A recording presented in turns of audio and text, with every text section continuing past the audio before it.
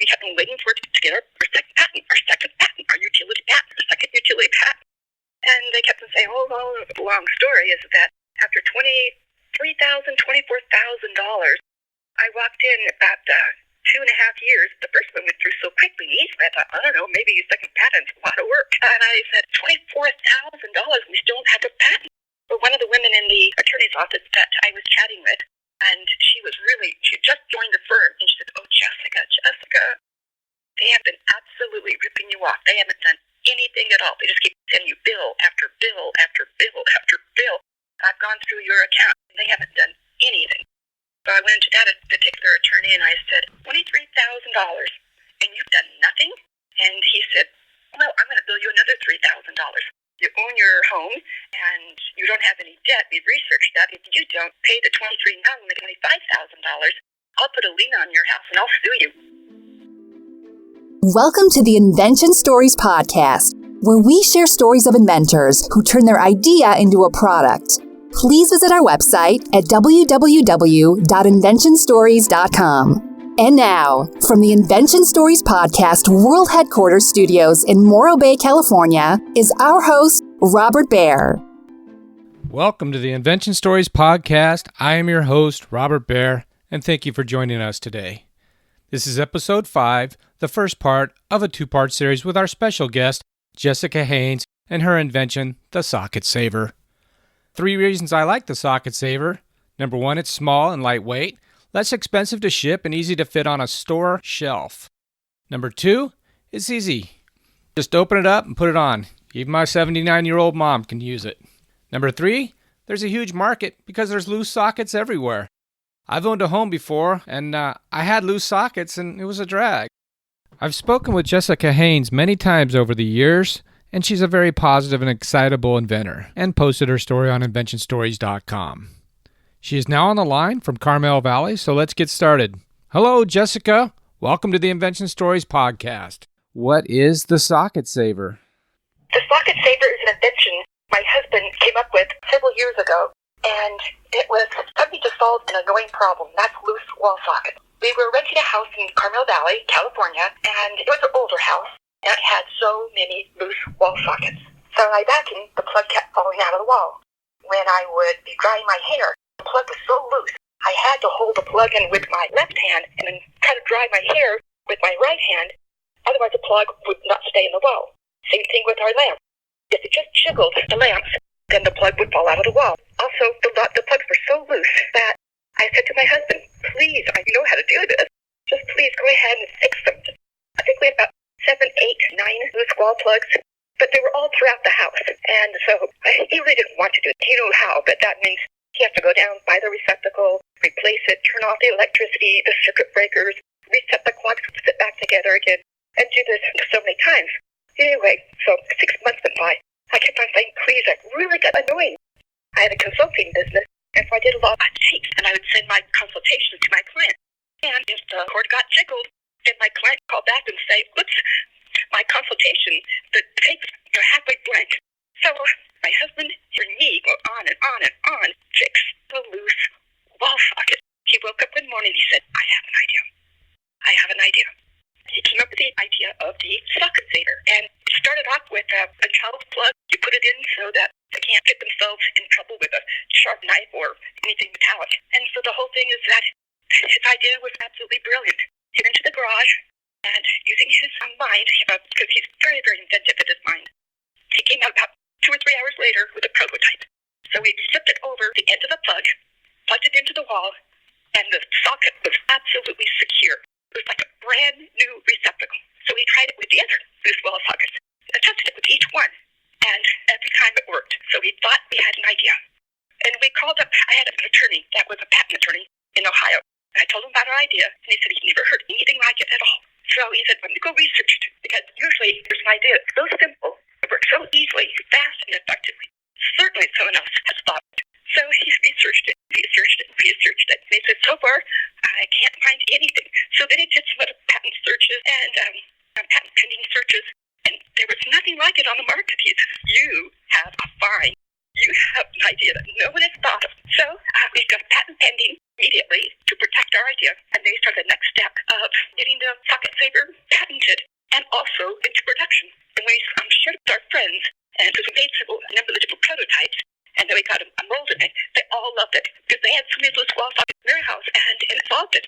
So that's when we started really moving forward with this really amazing, simple idea. And it's just continually, the idea has grown and grown and grown. And it's very, very exciting to talk about how just a simple idea, you can turn it into a money-making company. That sounds really awesome. I love the name Socket Saver. How did you come of it? Why did you decide to call it the Socket Saver? Brilliant question. Excellent question.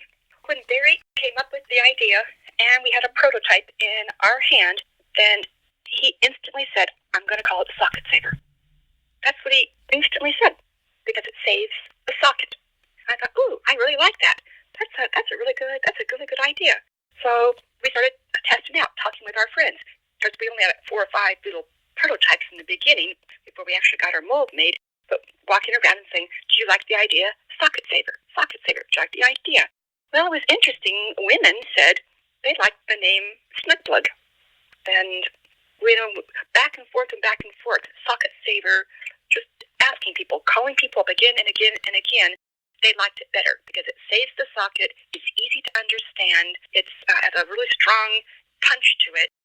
And I had thought about using the other term, but it was taken. So we got a trademark on the Socket Saver, but the other name, it was trademarked. Some dental company had taken it. It would plug a tooth to get a cavity. So if I wanted to try to get it, then it was already taken. So I went with Socket Saver. But basically, I would say it was instantaneous that when Barry invented it, he said Socket Saver, and it was not taken. Yeah, sounds like a perfect fit. Yeah, Socket Saver sounds kind of happy, sound positive. You're saving something. Snug Plug, I don't know. It seems like a snail or a slug or something. I don't know. I mean, they're both catchy, but Jessica, I wanted to start at the beginning. Like, when you were young, were you an inventor? Did you have like a mind that was sort of creative and you wondered how things worked, or what kind of young person were you? Well, I was very creative. I was very artistic and very creative. One of my favorite things was drama, and also I really enjoyed writing. I loved writing, and I think that really helped me when the Socket Saver came alive, in that I had been in marketing in art and in a gallery in Carmel, and about 8-9 years. So starting off just from ground floor, I was the one who designed the brochures. I wrote all the material for the brochures. I wrote all the information for the artists. I designed all the invitations to go out. The gallery started at about 1,500 square feet, and we increased it to 35,000 square feet, 6 locations. I was in charge of all the marketing, the organizing, getting information out to clients, repeat customers, magazines, ads, advertising, full-page ads, really fancy magazines, so that we could sell high-end art. With that marketing and that passion about writing and enjoying and coming up with an idea of how to take a thought and put it into pictures and into words that people could relate to, I became really, really good at that. So that's one of the things I had as a child. I wanted to do something that was creative, inventive, and with imagination, and then I should be able to use it into a sales tool that people would think, wow, this is really good. Not only because it's good writing and good articles and good promotional material, but it improved their life because they will buy these beautiful pieces of our friends, and their friends come over. And it was just very rewarding to see people so happy, and it was my inspiration who created it. You had consulted with your patent attorney, and I'm wondering, how was the patent process? Did it take as long as you had thought, or was it as expensive as you imagined it to be? Well, I had an attorney, and he was one of the top patent attorneys out of Ohio. And so when we told him about the idea, he said, well, first of all, let's just put that in there so that you can protect your idea. Probably your idea is so simple, it's so easy. Somebody has to have invented it or invented something like it. So the patent pending, that was like $500. So it wasn't that much. So when he did the research, everywhere he possibly could, there was nothing like it. So when he called back, because he worked for huge oil companies, and so he knew all about the patent process. He was one of my clients. He did consulting back then, which I still do today. And so I got to know him quite well. And that when he said, since there's nothing like it, let's get the patent through immediately, because probably they're going to kick it back. They always do. When you have a new idea, you're sending it into artwork, the the description of it, that this will be electrical socket shim that will tighten up loose plugs.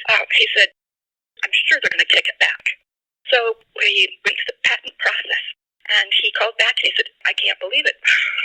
He said the patent office didn't kick anything back.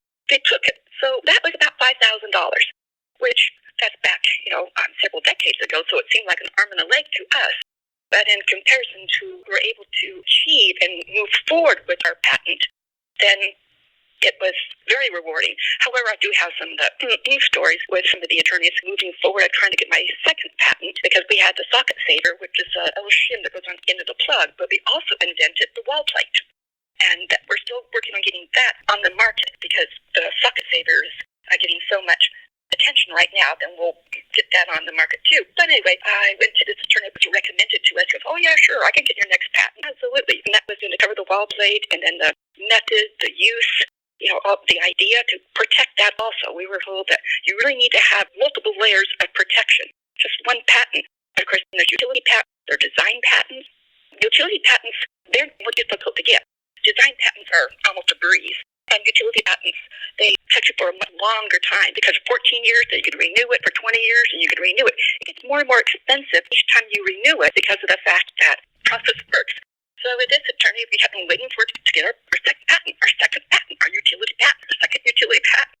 And they kept on saying, oh, well, the long story is that after $23,000, $24,000, I walked in at 2.5 years. The first one went through so quickly and easily. I thought, I don't know, maybe your second patent's a lot of work. And I said, $24,000, we still don't have a patent. But one of the women in the attorney's office that I was chatting with, and she just joined the firm, and she said, oh, Jessica, they have been absolutely ripping you off. They haven't done anything at all. They just keep sending you bill after bill after bill after bill. I've gone through your account, and they haven't done anything. So I went to that particular attorney, and I said, $23,000, and you've done nothing? And he said, well, I'm going to bill you another $3,000. You own your home, and you don't have any debt. We've researched that. If you don't pay the $23,000, now I'm going to get $25,000. I'll put a lien on your house, and I'll sue you. That was not a fun story. So paid the $3,000 and $25,000. Shorter. The woman had to just join that particular firm, quit within about 2 weeks, and she said, join my new firm out of Santa Monica. And she said, this is a top-notch firm, and we'll get that patent through. That patent went through in 2 weeks. 2 weeks. Wow. And she said, I feel so sorry that they ripped you off so completely and lied to you. She charges virtually nothing for the patent. I mean, like $3,000, $4,000. She said, I just feel like I want to make things right. And since I don't want to have the reputation of patent and patent attorneys, and that I joined that particular firm and I was put in charge of your account, so she said, I feel responsible of not taking care of you. So that was the second patent with the socket saver protecting it, and then the wall plate, and then again to the use, the method, the idea, and also to create a handyman kit.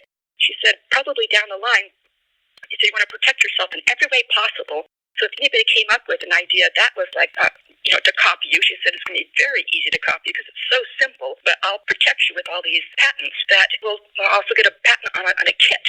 So you could have a wall plate, you could have the socket saver, you could have a little screwdriver, you could have all these different things together that protects you.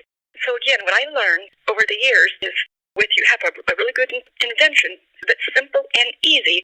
Protect yourself, protect yourself, and then the right people will show up. If you keep on searching and looking, and I think being as honest you possibly can, but finding honesty, then the right people continue to show up.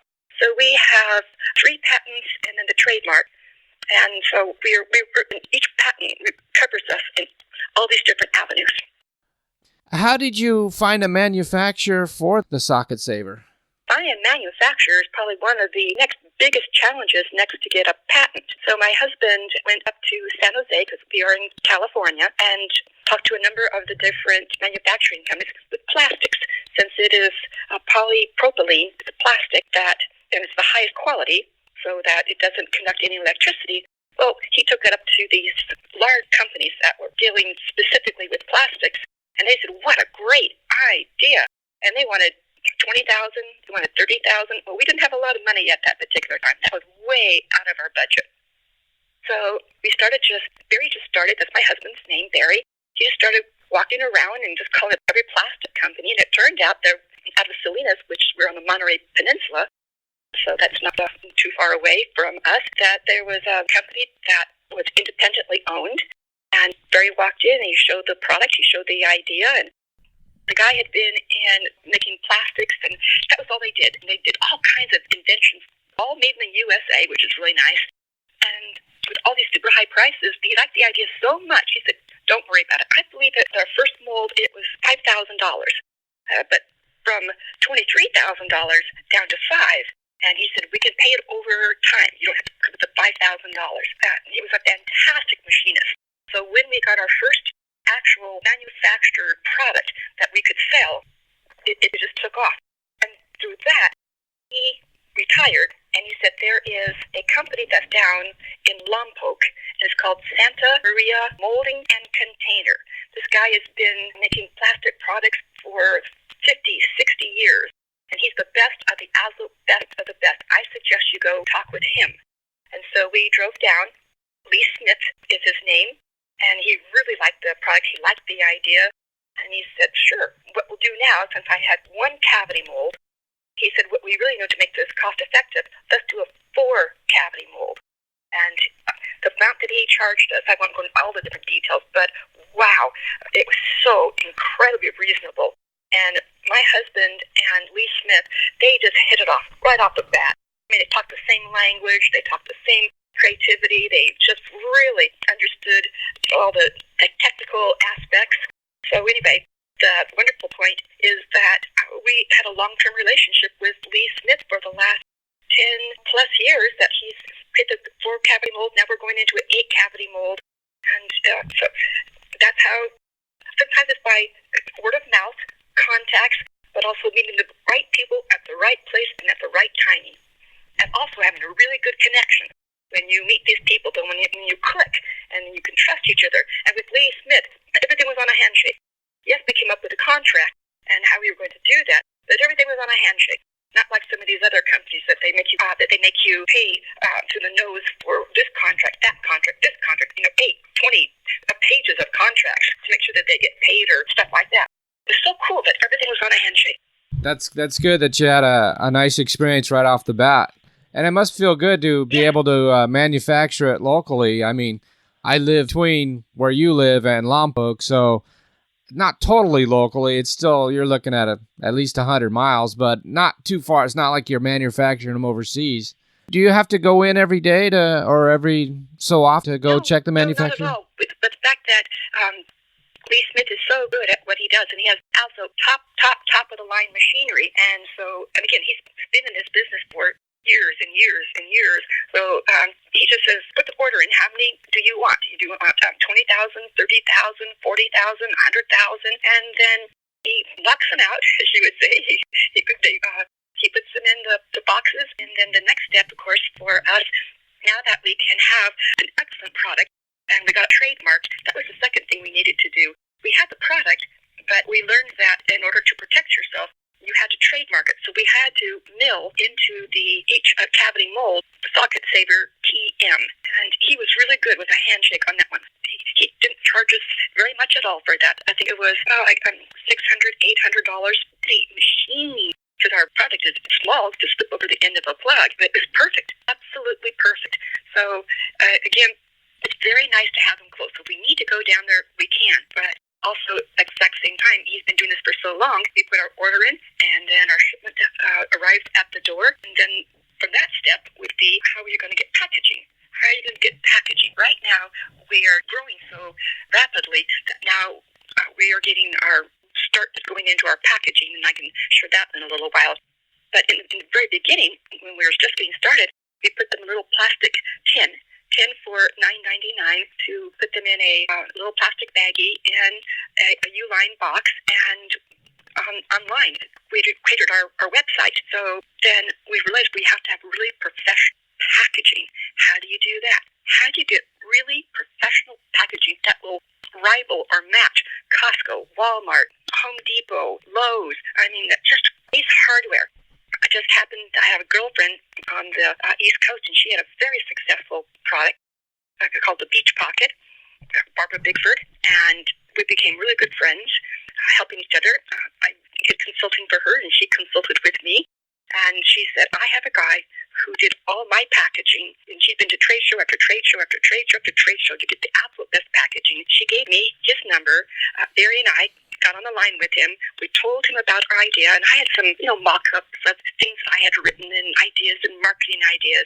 And within, I think, like 2 weeks, he sent back the presentation of what he thought the size, and then also the blister pack. Also, blister pack is really important so you can see the socket saver. A lot of times they have a product that's in a box, and we researched packaging. We really researched it so you don't waste your money or time and then get a really good company.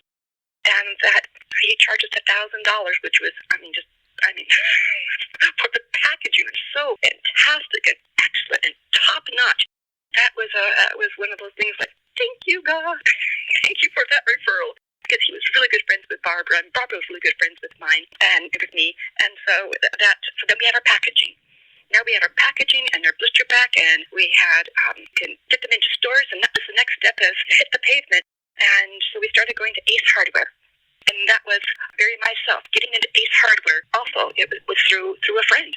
He was here locally in Carmel. He said he really liked the product, and he said, I know somebody up in Arnold, California, Ace Hardware. I go up there all the time because I have a second house there, and I'll introduce the product to him. So we got a call from Scott Howard, and they'd owned their Ace Hardware store for years. And he said, I really like it, and they put an order in. And then from there, he said, what you really want to do is you want to contact the general manager of Ace Hardware, because that's who runs 48 Ace Hardware stores. If you can get in there, then instead of going to store to store to store to store to store to store, then you can join this consortium. And that was my next step of contacting Brian Rosebrock. That's a story in itself. You've been listening to Episode 5 of the Invention Stories Podcast with our guest Jessica Haynes and her invention, the Socket Saver. I want to thank Jessica Haynes for being our guest today. You can learn more about the Socket Saver by visiting her website at www.socketsaver.com. If you're an inventor and would like to be featured on Invention Stories Podcast, have a suggestion on how we can make this podcast better, or would like to sponsor our show, please contact us at inventionstoriespodcast@gmail.com. We invite you to visit our website at www.inventionstories.com. Thank you very much for listening today, and please tell a friend.